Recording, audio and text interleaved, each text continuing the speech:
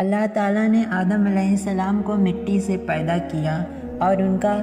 خمیر تیار ہونے سے پہلے ہی اس نے فرشتوں کو یہ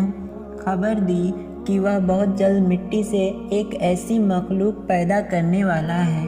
جو بشر کہلائے گی اور زمین میں ہماری خلافت کا شرف حاصل کرے گی۔ آدم کا خمیر مٹی سے گوندھا گیا اور ایسی مٹی سے جو نت نئی تبدیلی قبول کر لینے والی تھی۔ جب یہ مٹی پکی ٹھیکری کی طرح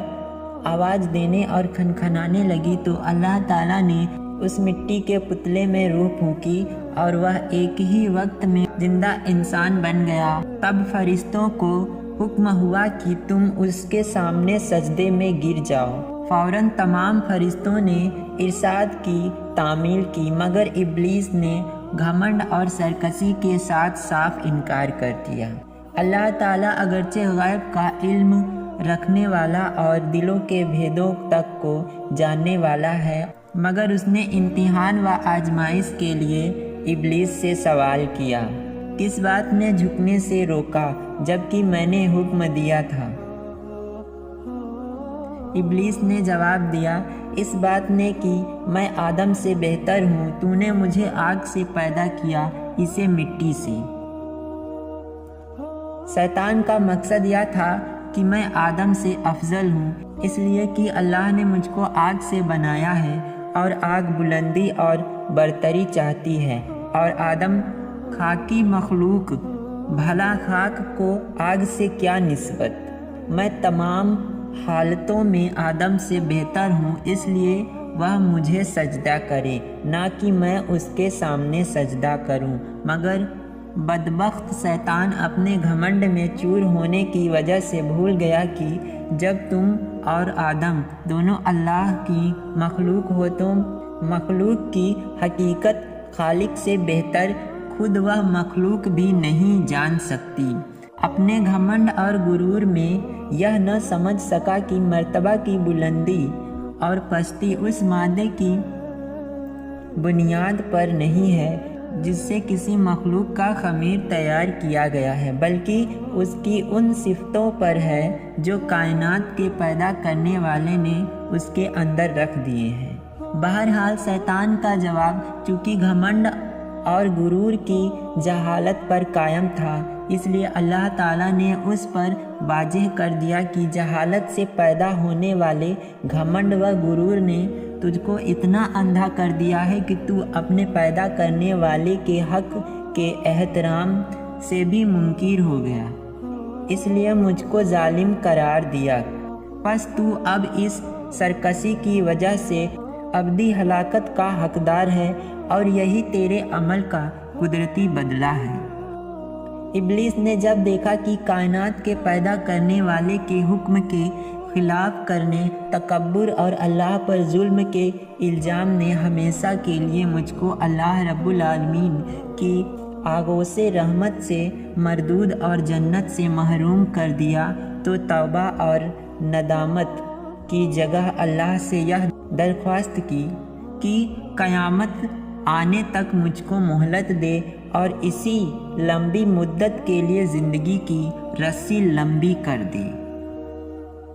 اللہ کی حکمت کا تقاضا بھی یہی تھا، اس لیے اس کی درخواست منظور کر لی گئی۔ یہ سن کر اب اس نے پھر ایک بار اپنی شیطانی کا مظاہرہ کیا، کہنے لگا، جب تو نے مجھ کو مردود قرار ہی کر دیا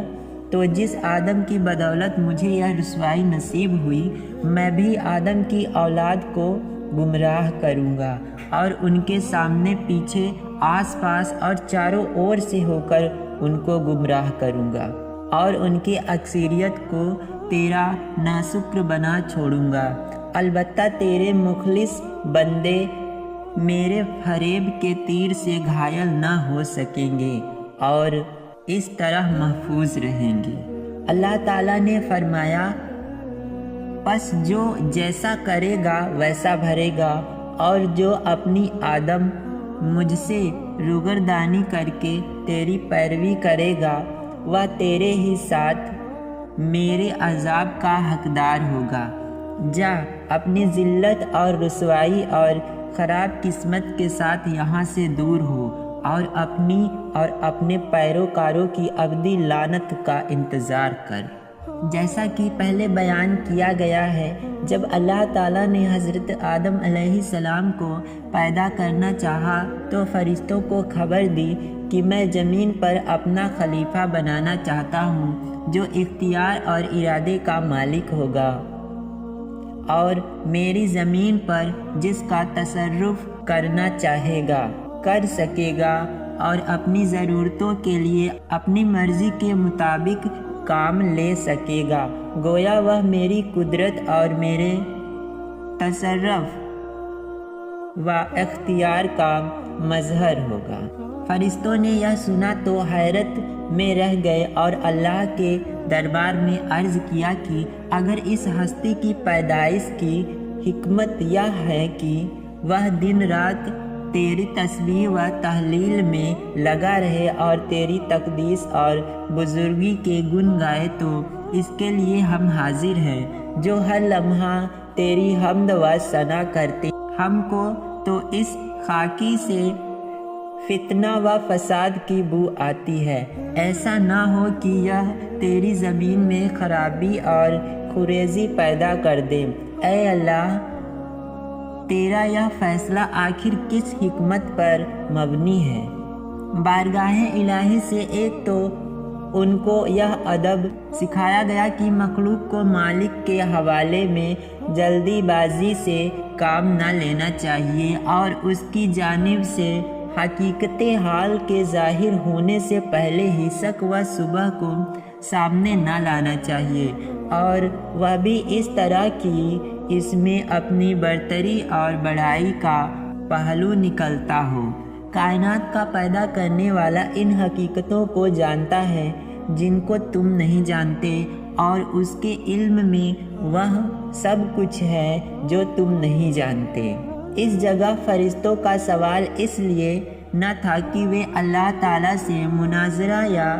اس کے فیصلے کے متعلق مصغافی کریں، بلکہ وہ آدم کی پیدائش کا سبب معلوم کرنا چاہتے تھے اور یہ کہ اس کو خلیفہ بنانے میں کیا حکمت ہے۔ اس کی خواہش تھی کہ اس حکمت کا راز ان پر بھی کھل جائے، اس لیے ان کے طرز ادا اور مقصد کی تعبیر میں کوتاہی پر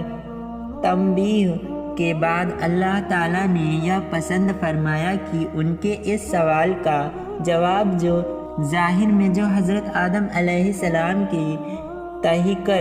پر مبنی ہے۔ حضرت آدم علیہ السلام ایک مدت تک اکیلے زندگی بسر کرتے رہے، مگر اپنی زندگی اور راحت و سکون میں ایک وحشت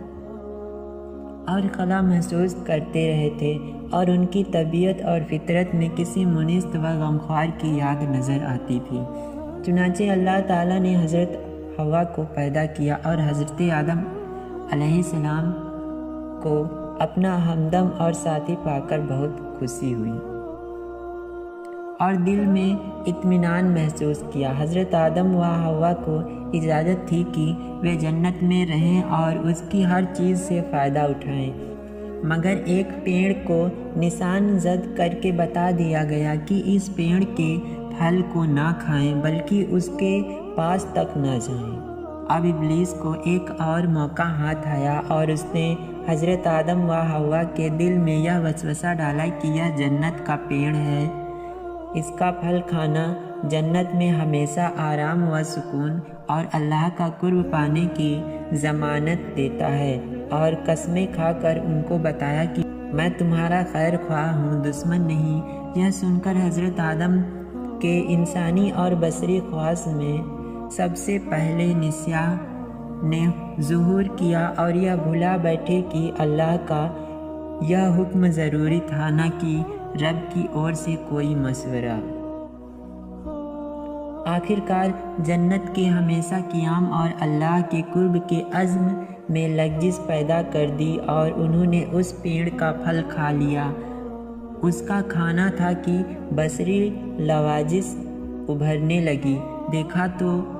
وہ ننگے ہیں اور لباس سے محروم۔ جلد جلد آدم حوا دونوں پتوں سے سطر ڈھانپنے لگے، گویا انسانی تمدن کی یہ شروعات تھی۔ اس نے ڈھانکنے کے لیے سب سے پہلے پتوں کا استعمال کیا۔ ادھر یہ ہو رہا تھا کہ اللہ تعالیٰ کا غضب اترا اور آدم سے پوچھ تاچھ ہوئی کہ منع کرنے کے باوجود یہ حکم کا نہ ماننا کیوں؟ آدم آخرکار آدم تھے، اللہ کے دربار کے مقبول تھے، اس لیے شیطان کی طرح مناظرہ نہیں کیا اور اپنی غلطیوں کو تعویلوں کے پردے میں چھپانے کی بے مطلب کی کوشش سے باز رہے۔ ندامت و شرمساری کے ساتھ اقرار کیا کہ غلطی ضرور ہوئی، لیکن اس کی وجہ سرکشی نہیں بلکہ انسان ہونے کے ناطے بھول چوک اس کی وجہ ہے، پھر بھی غلطی ہے، اس لیے توبہ و استغفار کرتے ہوئے معاف کر دیے جانے کی درخواست کرتا ہوں۔ اللہ تعالیٰ نے ان کے اس عذر کو قبول فرمایا اور معاف کر دیا،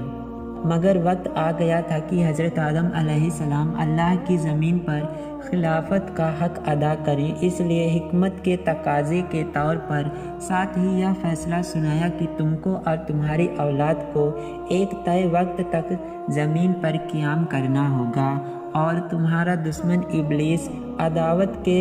اپنے تمام سامان کے ساتھ وہاں موجود رہے گا۔ اس کے باوجود اگر تم اور تمہاری اولاد مخلص اور سچے بندے اور سچے نائب ثابت ہوئے تو تمہارا اصل وطن جنت ہمیشہ کی طرح تمہاری ملکیت میں دے دیا جائے گا، اس لیے تم اور حوا یہاں سے جاؤ اور میری زمین پر بسو اور اپنی مقرر کی ہوئی زندگی تک عبودیت کا حق ادا کرتے رہو، اور اس طرح انسانوں کے باپ اور اللہ تعالیٰ کے خلیفہ آدم علیہ السلام نے جیون ساتھی حضرت حوا کے ساتھ اللہ کی زمین پر قدم رکھا۔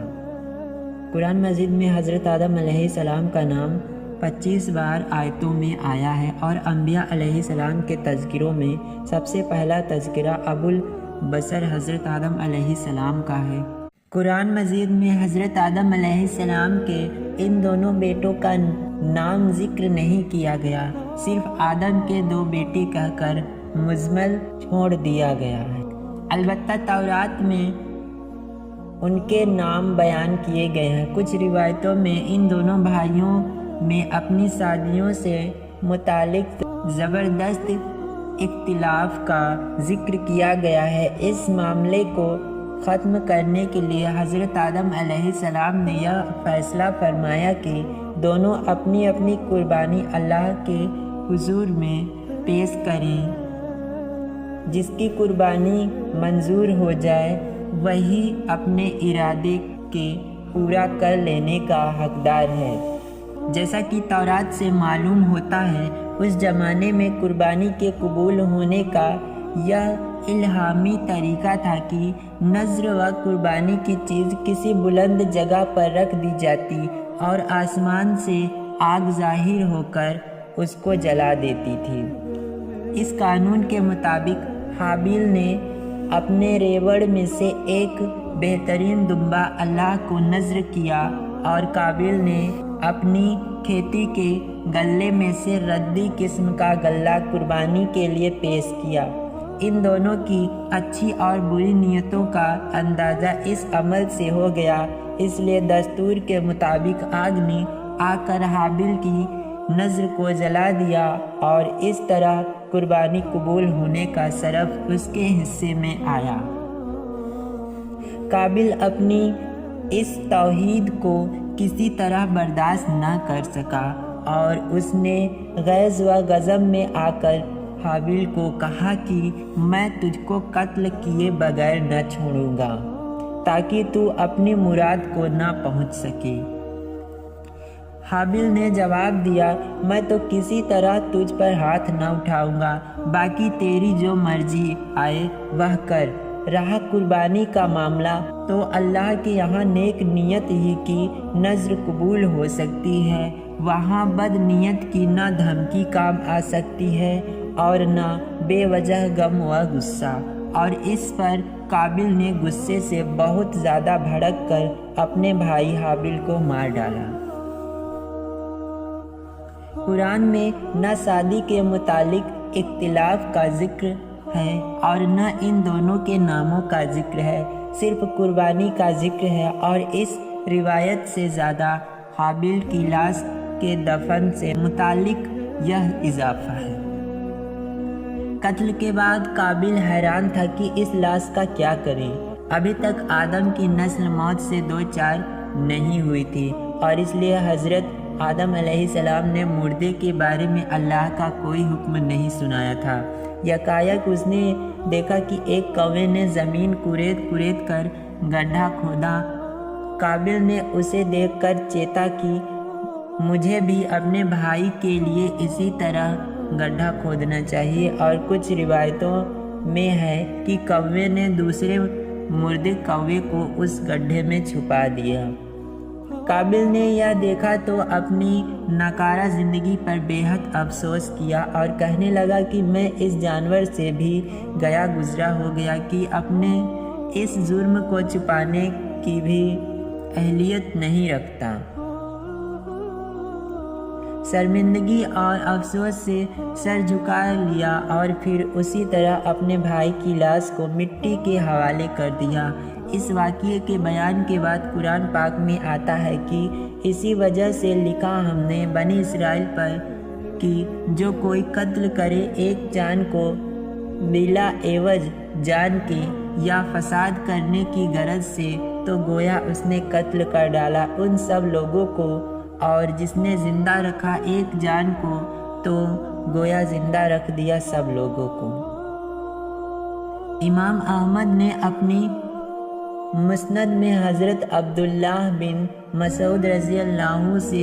ایک روایت ہے کہ اللہ کے رسول صلی اللہ تعالیٰ علیہ وسلم نے فرمایا کہ دنیا میں جب بھی کوئی ظلم سے قتل ہوتا ہے تو اس کا گناہ حضرت آدم علیہ السلام کے پہلے بیٹے قابل کی گردن پر ضرور ہوتا ہے، اس لیے کہ وہ پہلا آدمی ہے جس نے ظالمانہ قتل کی شروعات کی اور یہ ناپاک سنت جاری کی۔